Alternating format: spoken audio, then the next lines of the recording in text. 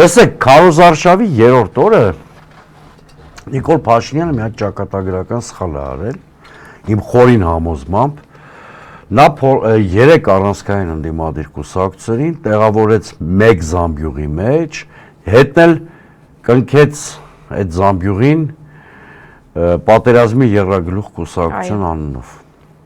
Ինչ եմ ասում ճակատագրական սխալ, որովհետև եթե գավիժող վարկանիշ ունեցող իշխանությունը թիրախավորում է կոնկրետ ուժերին, հասարակությունը տեսնում է ուժային բևեռը եւ չկողնորոշված մասը հասարակության կողնորոշվում է դեպի այդ 3 կուսակցությունները։ Ինչը տեղի ունեցավ, որտեղ Նիկոլ Փաշինյանի թիրախավորումների հետևանքով ավելի բյուրեղացան 3 կուսակցությունների էլեկտորալ բազաները, ավելի մոտիվացված դարձան մեր ընտրողները եւ Նիկոլ Փաշինյանը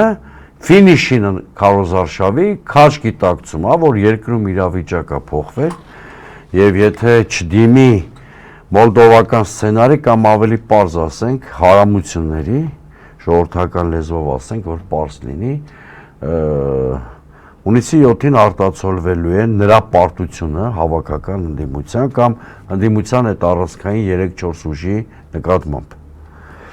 մենք ինֆորմացիաներ ունենք ու նաև վերլուծում ենք որ երկու տիպի հարամություն կարող է անել Նիկոլ Փաշինյանը